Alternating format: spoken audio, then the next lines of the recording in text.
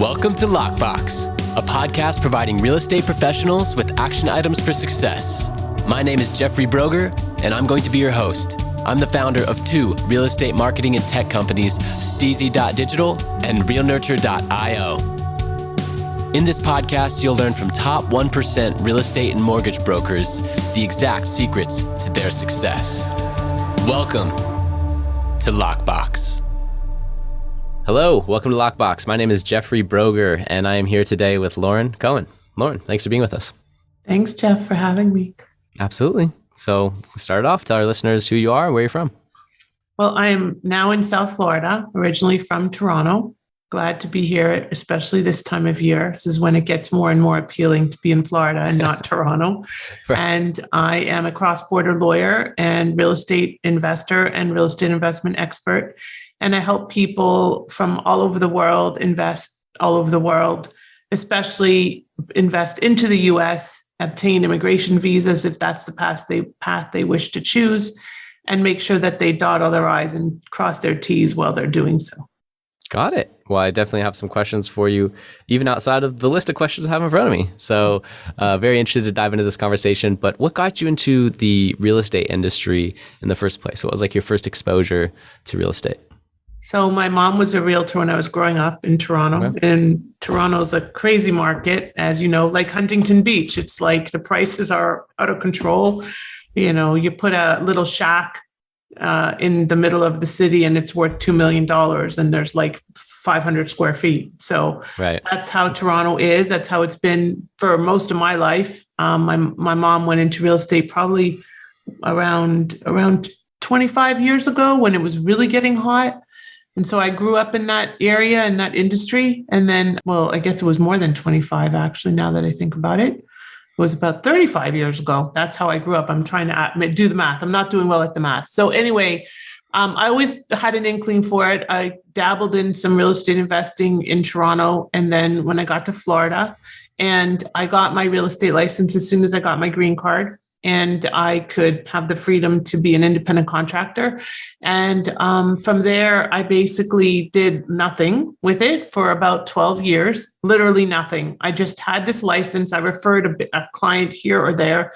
And I joined EXP and became the chair, or was named the chair of the International Investment Committee about a year ago. And really, since then, it's been just a crazy ride of investment opportunities. I'm on the commercial side now. I've done tons of EB5. And so I've been dabbling in real estate for a very long time. Awesome. And I heard EXP in there. I'm an EXP commercial agent, and I focus on multifamily investments from 5 to 50 units in Orange County, California.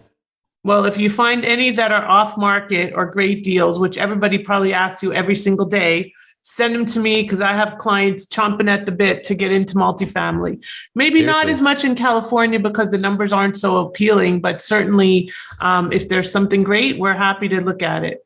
Cap rates are compressed, but that's actually what I focus on. So we'll be talking. Oh, cool. I have, dozens of deals right now off market. Yeah, Send them my way. See that? You just never know where the podcast will go, right? I know. So yeah, one question that I did have before we dive into the rest of the podcast, I think this would be applicable to a lot of my listeners and it'll help me. So I'm interested currently in an investment property for a single family residence near Disneyland. It's a 3-bed, 2-bath, and my wife and I want to buy it and immediately start Airbnb-ing it. So our question is, we also then want to get into our next house. So we sold one in June, made a killing. Sold at like $150K over asking, and we've just been renting near the beach since then, kind of waiting, see what the market does, and then we're going to get back in. So our thought is we would love to just pick up this investment property that it's been flipped, it looks ready to go, turn it into an Airbnb from day one, buy it as an investment property.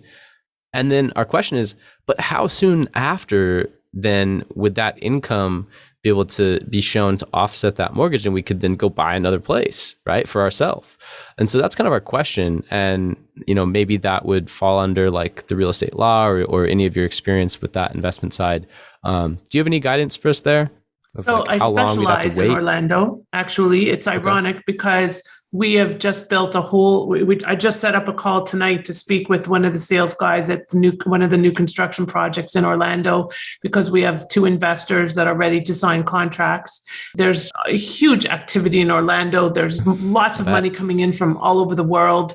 And I don't focus on the mortgage side or the refinance side, other than to provide mortgage and refinance opportunities to clients that are investing in Orlando, particularly from outside of the country. And we are actually doing twice weekly calls. You didn't even know this. So he didn't know to ask me this. It wasn't a plant, okay? But we're doing twice weekly Q&A sessions to talk about the Orlando market and the opportunities, both in resale and in new construction. And it could be from condo all the way up to 10-bedroom crazy size homes. And of course, you can buy a 10-bedroom home in Orlando for under $1 million. I don't think you can do that in Huntington Beach, can you? No. So if you'd like to see, I actually was doing a promotion of another realtor's listing. I'd love to show it to you, and not today, there's some amazing opportunities, and you can make like 16, 18, 19, even $2,000 a night renting these out on Airbnb. And sometimes they have lease back options. I mean, it's just amazing. And, you're in California, I'm in Florida. People are coming in droves. They want to get out of the cold. Why do they need to be in the cold? We had, at my son's school, there's only 400 families. 100 of them came in over the summer. That's how busy it's been. And I'm in South Florida. So, and Orlando is like magnified because they're coming from everywhere, because everybody knows Disney and, Universal, and they're building parks, and it's just an insane thing. And not only are you able to make good cap rate, and 6 is like the lowest, but you're also able to make good upside, which wasn't the case in Orlando 10 years ago, but now it is. And the values are increasing. So if you want to speak to me about getting into something even that's pre-construction, the numbers are amazing, to be honest with you, Jeff, and you and your wife would have an opportunity to use this part-time, rent it out, do Airbnb, everything like that. Amazing. Well, definitely going to run that by her today after work. That's awesome to hear. And I know that some of my investor friends are like, man, Florida's the call. It is. It's a crazy thing. Like, it's, the numbers, we just have low numbers. South Florida's a little nuts right now, like everywhere, but in Orlando, the opportunities are still abounding. And I mean, a lot of this stuff is on my YouTube channel, which I'd love to share with you. And you can check out some of these promotional webinars that we're doing to answer questions. Now, granted, I mean, I have a lot of referrals coming in to us from other EXPers, particularly from outside of the state, because we can give referral fees. So you can get a nice referral fee, cut your commission down. These are very lucrative. So it's a great opportunity to collaborate, which is what we're all about here at EXP, right? Right. Absolutely. And feel free to plug your YouTube channel. This is about you. And, I'm definitely going to be linking below this podcast episode, back to you, so that this conversation, it won't only be me referring, either my investment or other investors to you, but the listeners that I have, also referring to you. So, what's the YouTube channel? It's Investing Across Borders. Imagine that, which is also the name of my podcast. I'm building everything around investing across borders. Awesome. We also have Real Estate Across Borders. That's where we put our webinars and our masterminds. I have a realtor mastermind. I just hosted it today. Maybe you'll come to the next one. And it's basically helping realtors build an international pipeline, both of referrals as well as clients, because you need both. We have 18 countries at EXP now that we can refer people to our partners in those 18 countries. But how do you do that? What does that look like? I'm just about to sign my 29th referral agreement. So that's what I do every day. I'm a great referral agent. People love me because I can help with the legal side as well as refer them a lot of business all over, so it works. It's a win-win, and that's what I'm all about. So my YouTube channel, as I said, Investing Across Borders, and that will be investingacrossborders.net is where we're going to be housing our main portal going forward. Awesome. Well, I love that, and we'll definitely link to it below. So to dive into some of the questions that I prepared for you, I'm curious, as a successful entrepreneur, what's the single most important action that you take on a daily basis that has attributed most to your success? I think having definitely exercise. I mean, I wake up, even I've been sick. So I had COVID in August, and yes, I'm vaccinated, but I had COVID, and you can hear my voice, right? It sounds raspy.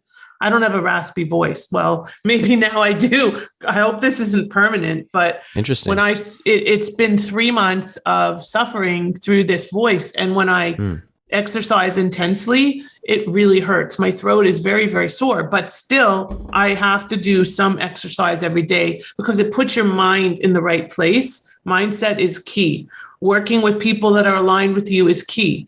Building networks and relationships. Everything I do is about relationships. Okay. By the way, one of my partners just was at Richard Branson's island, and she just came back from being invited there. And she said it was the most incredible experience of her life. She just texted me just before we got on the call. So, we're working hard, and we have to find balance. And without that balance and without looking after yourself, I mean, there's only so much we can do. Of course, I can't fix my voice, but I have to work to keep my mind occupied, my mindset positive, focused on going forward, and always helping to drive other people's success. I love that. So exercise being a big key to then put you in that state. Yeah. Right? Tony Robbins talks about how like your physiology affects everything else. So that's a big part of it. I think it's your focus, the language, and then your physiology is like what compromises your state. And I've noticed that too, that on the days that I work out, I'm definitely in a different type of mood, a different level of energy, different level of happiness, and you kind of just operate on a different wavelength. And then you can connect with others that are like-minded. So great point there, and I appreciate you touching on that. Sorry to hear about the lasting effects from COVID. It's awful, that's honestly. terrible. I mean, it's just, I would never have thought. I wasn't so sick when I had this silly disease, but since then, for 3 months, this has been going on. And as a speaker, a professional speaker, right. keynote, it's kind of challenging. Yesterday, I had to cancel three meetings. So today I had my webinar and then this. So that's it. 2 a day is my max because my voice goes. Yeah, no, I can appreciate that. Last 2 days I was out sick, and I got the COVID test earlier today just to be sure, because I do have a dinner this weekend with some friends, and I just want to make sure I'm not exposing anyone. But I don't think it's COVID because I've had it before, and this seemed more like a common cold. Was at a convention last week, long days, EXP late nights. I was at EXPCon. Then over the weekend, I went to my nephew's birthday party with 5-year-olds running everywhere. I think I just ran myself down, caught a little cold. I'm already feeling better, but I kind of feel you. Like I missed Tuesday, Wednesday this week and had to cancel like 6 meetings. Now those are all pushed to today and next week, and next week's Thanksgiving. And then I'm going on a week vacation, and it's like, oh no, that was a critical like 2 days to miss. So not being able to operate at 100%, it really is a bummer. But the best defense against that is that physical activity that you mentioned, and just being able to, wake up, get out of bed, go on a run, do whatever you need to do to keep your body healthy. I've always been a big proponent of that. And one of my single greatest material advantages, I think, throughout my career has been a big focus on the types of food that I put in my body. Because I've always been a part of this, this fitness company that, they're like a MLM, kind of like EXP, but don't say that about EXP. We're not supposed to say that. Remember, we're not supposed to say that. But you can recruit people, but it's a good one. It's a good one. No, I mean the health company that I work with is like now top in the world, super ethical. Like I've met the founders, really love the whole concept, but their products are like second to none. And that's the reason why I actually, even though I've never really built a business side of it, which is an option, I just haven't. The products have really put me in a place where I've always been healthy. I never get sick. Like this is so rare. Like everyone around me has been like, dude, do you have a cold? You never get sick, right? So that ability to operate at a high level every single day, I think it just creates an advantage that if you're not run down, nutrient depleted, like grabbing for coffee and energy drinks all the time because you just have no energy, like it's a totally different ballgame. So just wanted to kind of wrap up that whole thought there. But now back to Lauren. So I'm curious about, what today you mentioned a lot of referral business. You mentioned, you have the podcast, you have YouTube, you have all these things going on digitally. So do you have like one lead generation source that's most profitable for you? And I like to say other than referrals, because I know that always my it's always answer. going to be number one. It's always going to be number one. So I like to say other than referrals, because I want to focus more on the things that are available digitally to everyone. Is there something out there that you're like, man, this one thing is pretty awesome? I can't. It's always going to be LinkedIn. LinkedIn is about business to business relationships, and B2B relationships are the key to my success because of the referrals. So LinkedIn drives referrals. Okay. It may not be my end client, although sometimes it is, but it's always going to be building the relationship that then drives the referral that then ends up being the client, or helping them to build their business. And when I say referral agreements, I don't mean that like you're referring a client to me necessarily to do legal and structure and all of that. Referral agreements is me giving you a client that wants to buy multifamily in California, get that referral agreement in place. That's where I'm doing my 29th today. So that's a big part of my business, because I get a lot of referrals in that are looking for real estate all over the country and all over the world. Actually, I probably have as many referral agreements in place in Canada as I do here. I'm originally from Canada, so, and I do a lot of work with tons and tons of Canadians. They call me the Canadian whisperer. So although, maybe that's appropriate, maybe they shouldn't call me that anymore. Maybe that's why I can't talk. But anyway, it's been a great opportunity, because when you refer somebody, you're gifting them, and then you build a relationship with them. They are hopefully appreciative, not always, depending on the client, and it becomes a win-win. And even though in the real estate world, you get referral fees, that's not always the case. Like in the legal world, you don't always get referral fees, especially from California lawyers. Not a chance. It's not legal. So you just do a kind of trade, and that's where the collaboration comes in. Interesting. So you're not relying on people to know who you are and your unique value and refer based on LinkedIn. You're actually using LinkedIn to search your network and refer out. Oftentimes, yes. Referring in many cases, right? Yeah, I'll give you a perfect example. So recently I had a client who was planning to invest in Cambodia in a business, not real estate. And I didn't have contacts in Cambodia other than the fact that my cousin had lived in Cambodia for a year or two or something. So I was like, okay, I can figure this out. So I went on LinkedIn. I connected with probably 50 lawyers in Cambodia, spoke with about 10 of them, narrowed it down to 2 of them that, I vetted them. Then I made the introductions. After making sure that they met with my qualifications, the client ended up not going forward with the deal, but that's the kind of relationships that you're not going to find elsewhere. I mean, how am I going to find a lawyer in Cambodia? At least on LinkedIn, they have, hopefully, if they're legit, and of course, not everybody's legit, but there's some kind of endorsement, there's something that's gone on to show you that they're for real. Right. No, that's really smart. I think that's a great way to use LinkedIn. So much of the digital marketing space, I feel like the expectation is inbound, that you're going to put an ad out there, work with an agency like mine, and, we're going to get home buyers and home sellers coming to you. And we can do that on a lot of platforms, but LinkedIn's kind of an anomaly because it is B2B. And in the past, my agency, we've used it more for recruiting, but I love your approach of more outbound.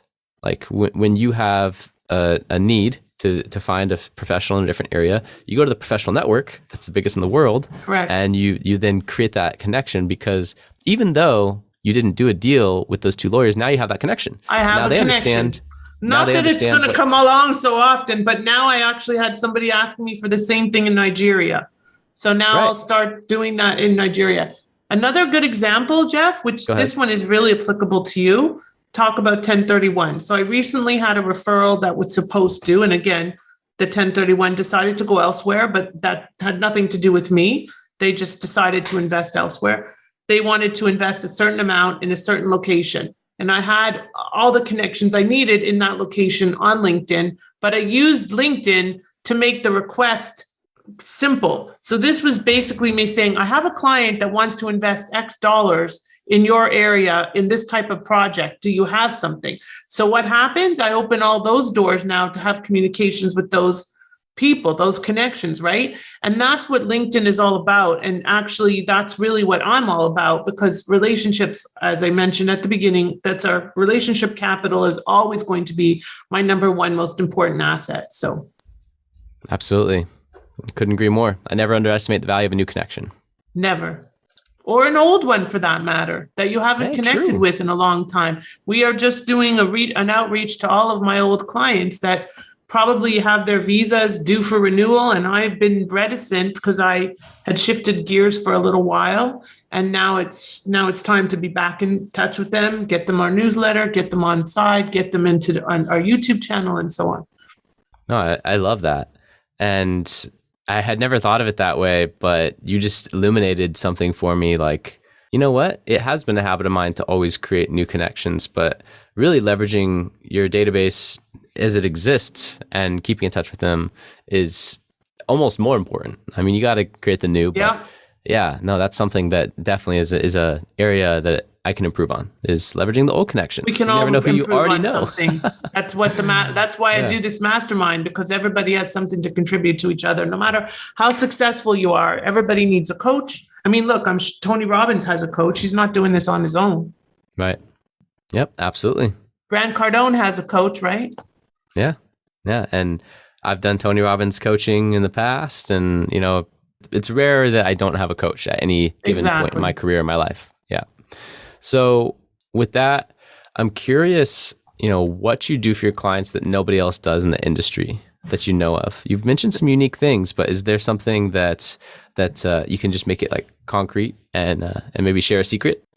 So my superpower rests in being able to see things that other lawyers and consultants don't see. Why? Because I'm a lawyer and a consultant and a business strategist and a realtor.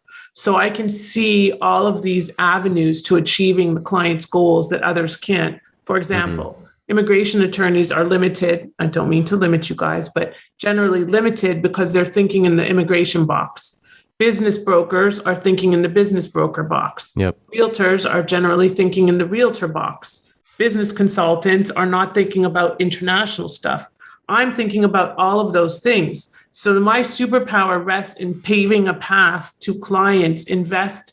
This is my tagline: investing, living, working, and playing across borders.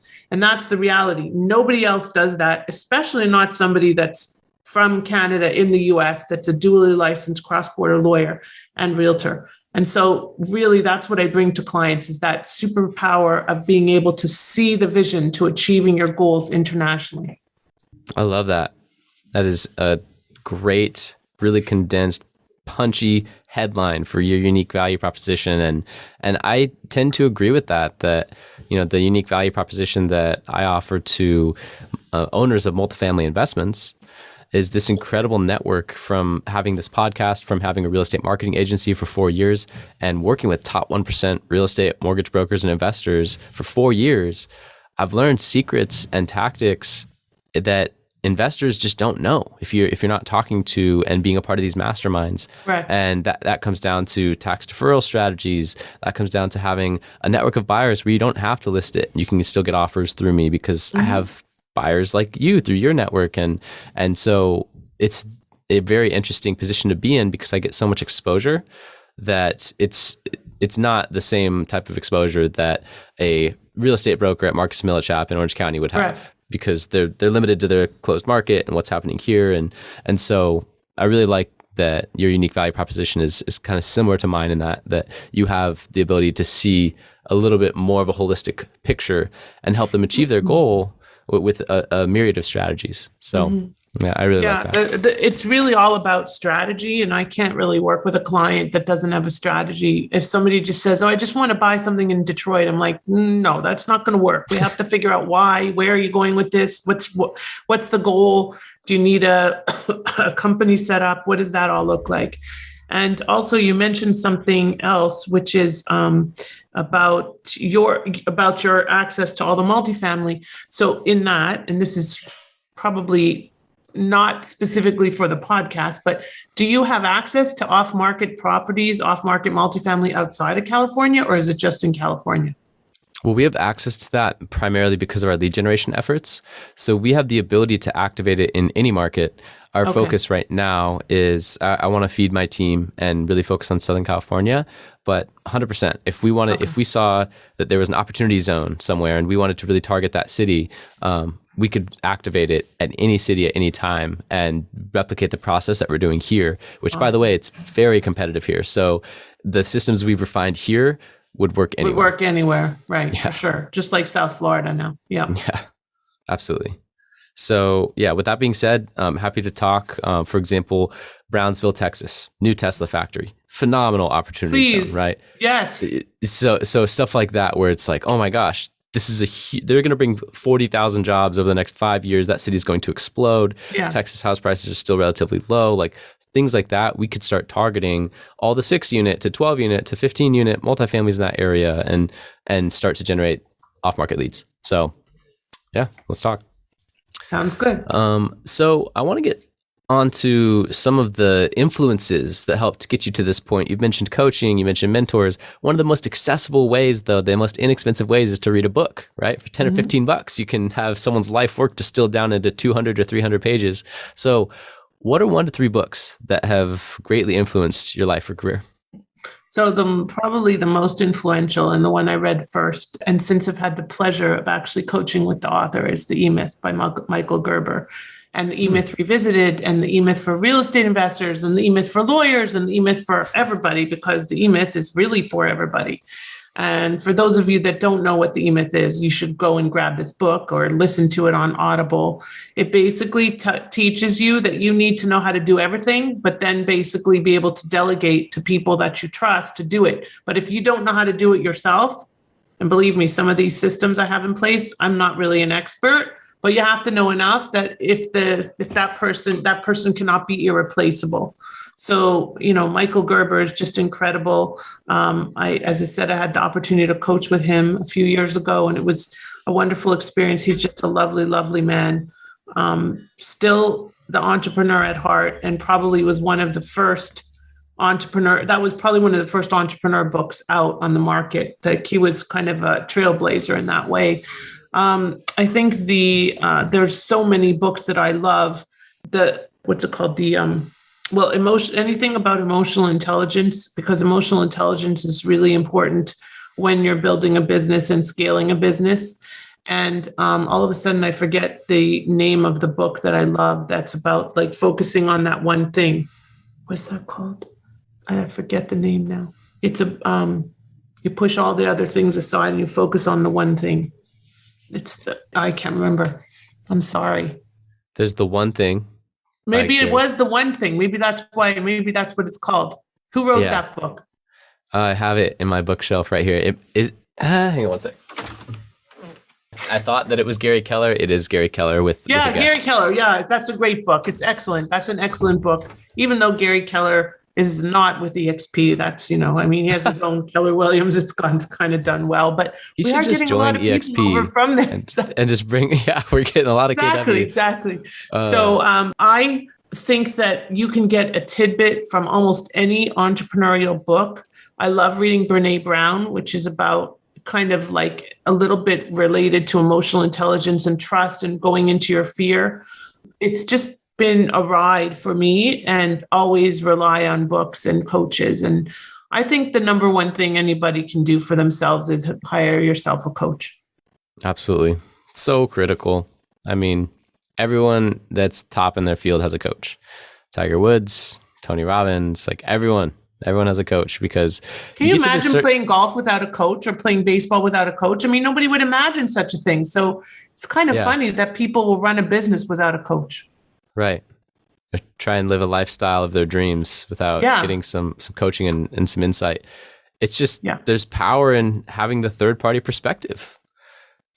Sometimes you just can't see the simple thing that's holding you back. And a lot of times it's mental, it's mindset, it's habit, and a little insight, a little, piece of not even advice. Cause I was talking to my coach that was a Tony Robbins certified coach.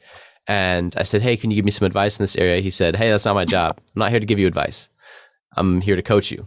So what did you write down? And he brought me back to what question was supposed to guide me that year, which we had done around the New Year's time. He said, what question, should guide you this year? And I wrote down the question.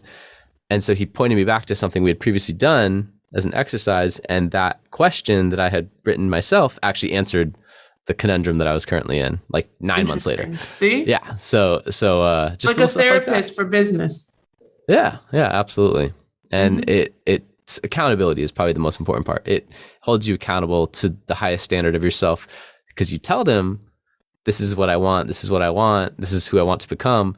And then a week later they say, how's that going? And you're like, oh man, so just that little question, that little conversation, it's so driving, it's so motivating. So I'm a big believer in it. So talking about, success, it's easy to see all the success on the public facing persona of someone and kind of be blinded by that. But I'm sure that there were a lot of learning lessons and failures along the way. So my next question, I'm curious if you're open to share, like a failure that set you up for later success, or if you have a favorite failure of yours. Is that the new 2F system? Favorite failure?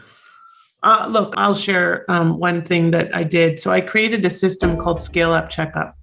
And Scale Up Checkup was a system designed to help business owners and entrepreneurs assess risks in their business, diagnose solutions to fill the risks or repair the risks, and allow them to scale up for funding, for growth, or ultimately for exit.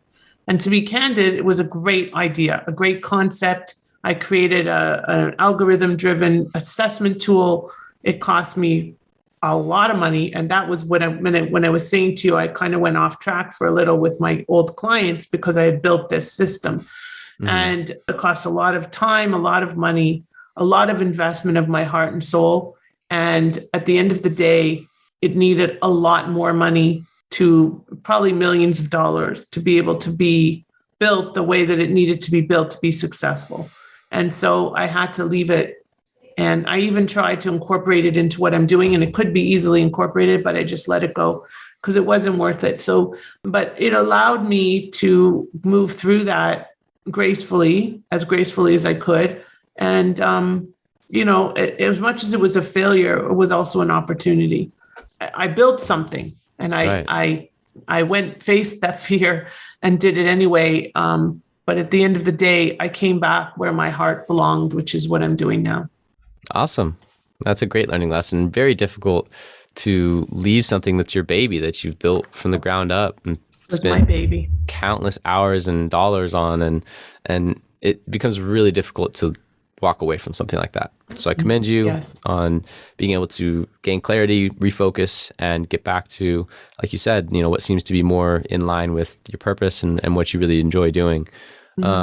So with that being said, kind of leads to the next question of what's your process for evaluating what to say no to?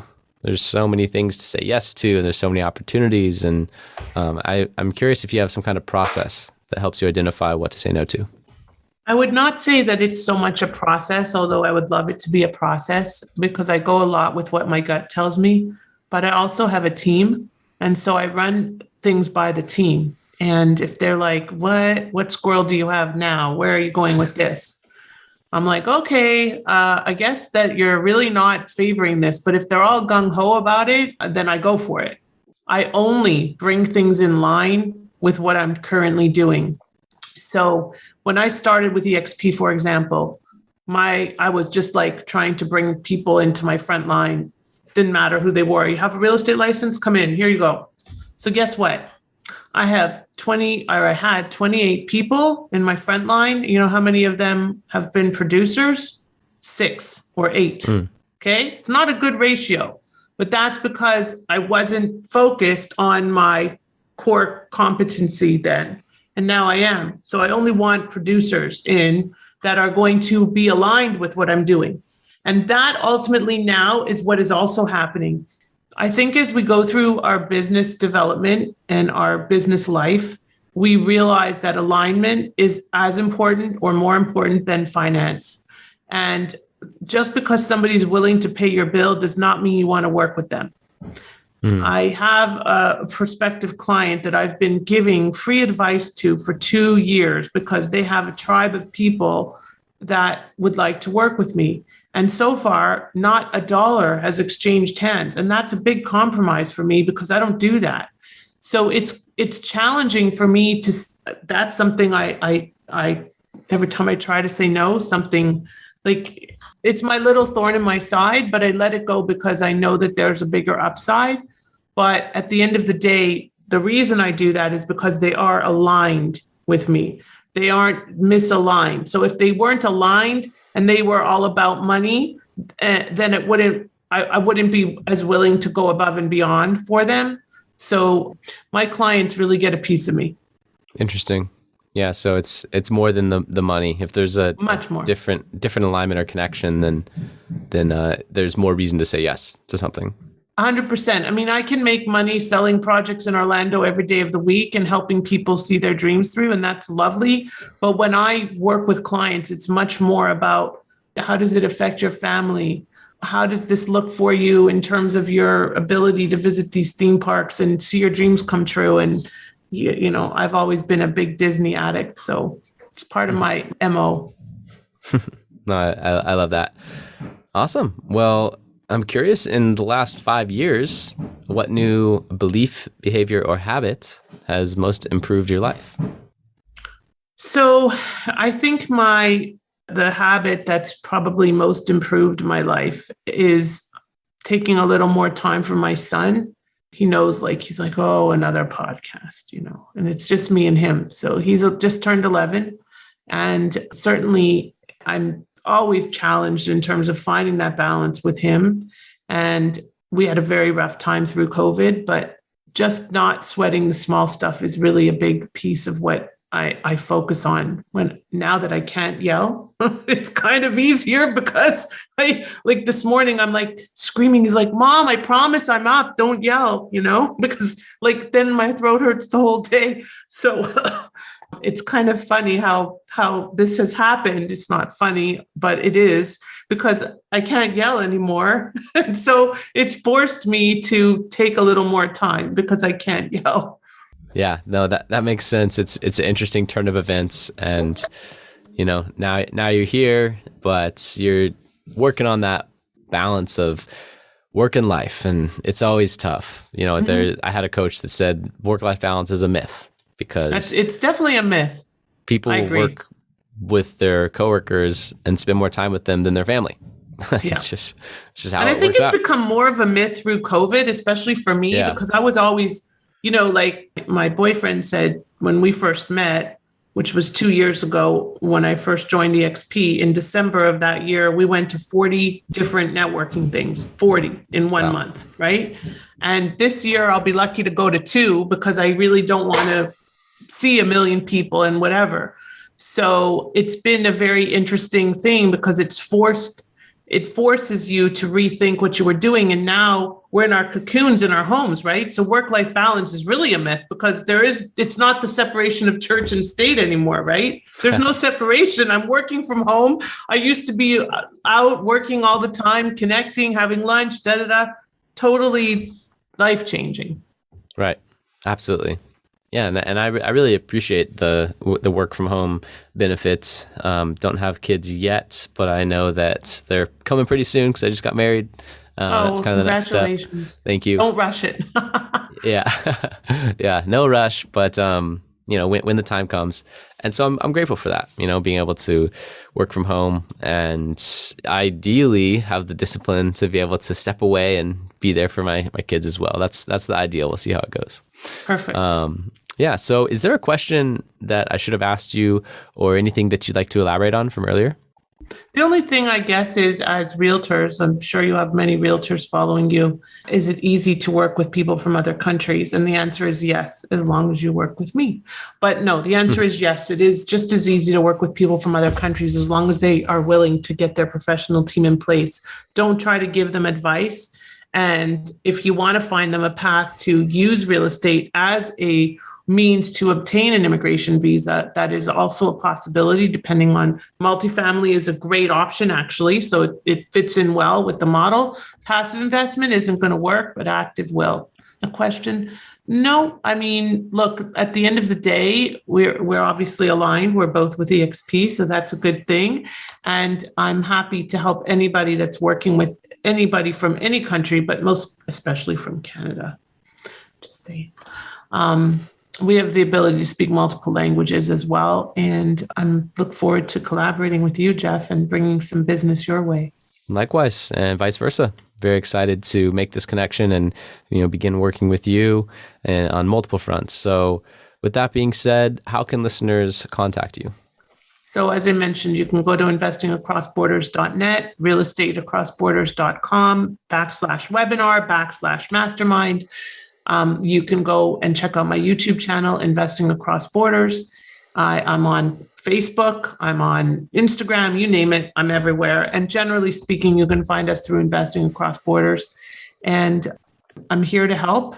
I have some great downloads that I'll share with you that are available, including one called How to Invest in Real Estate Across Borders Without Hitting Brick Walls, and 10 Steps to Immigrate Through Real Estate. So those are the programs that I've developed and would love to share with your listeners. So thank you for the opportunity to be here today. Thank you for having me. And I look forward to collaborating with you.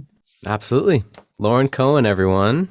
Multifaceted real estate professional, real estate lawyer, and has so many things to offer, so many values to offer the world. So definitely reach out to her if you want to refer business, get some insight on international or across border investing / real estate transactions. Really appreciate having you on, Lauren. Thank you so much. You. And it's been a pleasure, Jeff.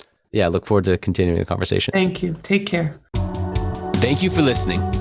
If you want to accomplish your real estate goals, then I highly suggest downloading my free Ultimate Real Estate Goal Setting Framework. The link is in the description of the show, and it will help you break down your annual income goal into the amount of phone calls, appointments, or open houses you need in order to achieve that goal. Thank you so much, and we'll see you next time.